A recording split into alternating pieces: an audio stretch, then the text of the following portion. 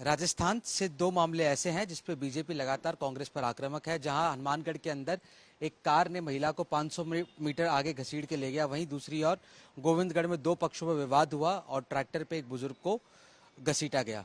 इस मामले में बीजेपी लगातार हमलावर है कांग्रेस के ऊपर। सर, हनुमानगढ़ में सबने से आपने भी सीसीटीवी फुटेज देखा, किस तरीके से व्यक्ति जो है वो आगे घसीटता हुआ महिला को ले जा रहा है। सर, सीसीटीवी में कैद हुआ। देखिए, कोई भी व्यक्ति अपराध करता है, उस महिला में और व्यक्ति में जो भी डिस्कस हुआ, हॉट टॉक्स हुई, क्या मामला था, उनके खिलाफ पुलिस ने, महिला ने कोई मुकदमा नहीं दिया, लेकिन पुलिस ने खुद ने मुकदमा दर्ज किया है और ऐसे मामलों में सख्त से सख्त कार्रवाई होती है। बीजेपी को ये समझ लेना चाहिए कि हर बात पे पॉलिटिक्स नहीं करनी चाहिए।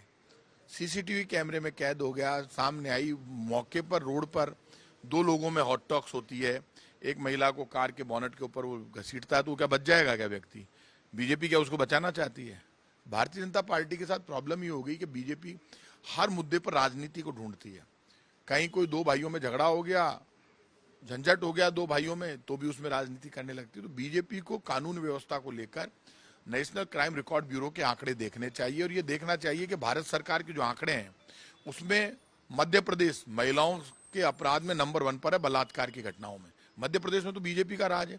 यूपी में आंकड़े बहुत ज्यादा, हत्या और लूट डकैती के सबसे ज्यादा क्राइम यूपी में हो रहा है, एमपी में हो रहा है, हरियाणा में हो रहा है। तो राजस्थान की तो कानून व्यवस्था यूपी, हरियाणा और एमपी से 100 गुना अच्छी है। तो इसलिए बीजेपी हर मामले को पॉलिटिकलाइज करती है। बीजेपी के साथ एक प्रॉब्लम हो गई कि बीजेपी ने खुद ने तो कुछ किया नहीं।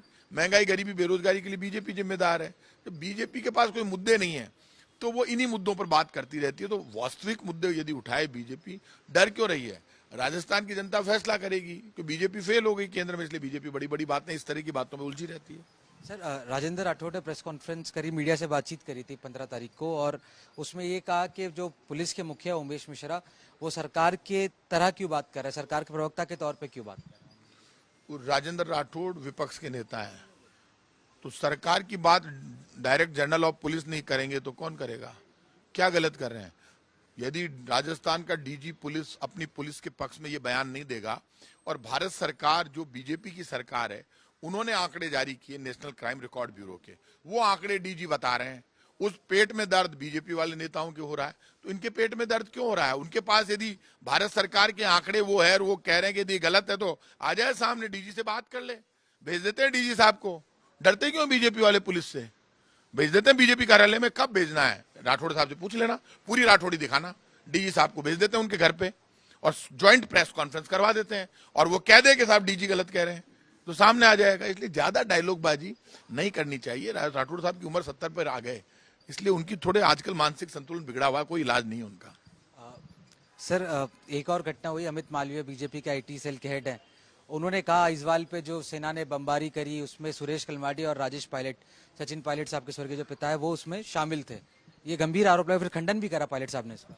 मेरी एक बात समझ में नहीं आ रही, बीजेपी के आईटी हेड है ऑल इंडिया के अमित मालवीय जी, उनको पूरी जानकारी प्राप्त करनी चाहिए, पता करना चाहिए, फिर सेना के बारे में बोलना चाहिए। आप तो सेना का अपमान कर रहे हैं, भारतीय वायुसेना का। भारतीय वायुसेना का तो कोई अपमान कर ही नहीं सकता। सेना तो हमारा गौरव है।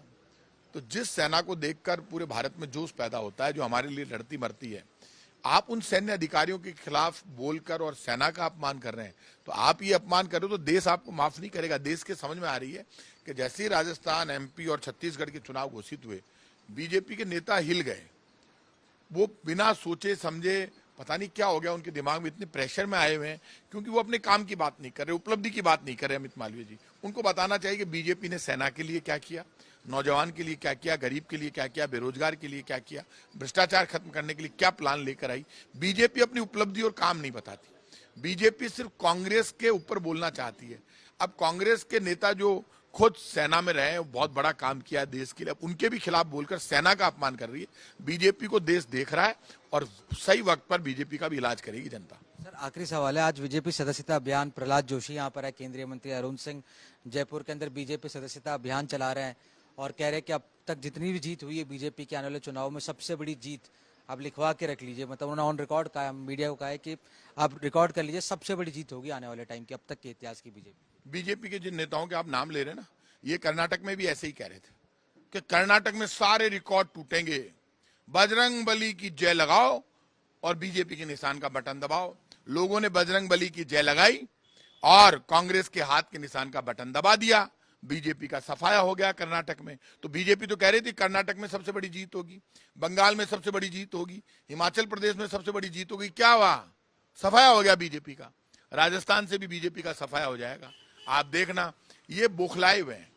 बीजेपी का पता नहीं चलेगा कहां गई। जो बीजेपी जनता को ये चैलेंज कर रही हो कि जितनी भी वेलफेयर की अच्छी स्कीम्स है कांग्रेस की सरकार की, हम जीत गए तो सब बंद करेंगे, बीजेपी का डब्बा बंद करेगी राजस्थान की जनता।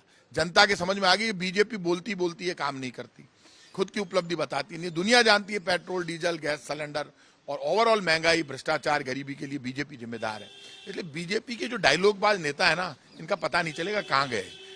ये थे हमारे साथ में कैबिनेट मिनिस्टर प्रताप सिंह खाचरियावास। इनका कहना है कि बीजेपी केवल राजनीति कर रही है और हनुमानगढ़ के मुद्दे पर तुरंत ही पुलिस ने कार्रवाई करते हुए परिवाद दर्ज करा है और आरोपी को आइडेंटिफाई किया है।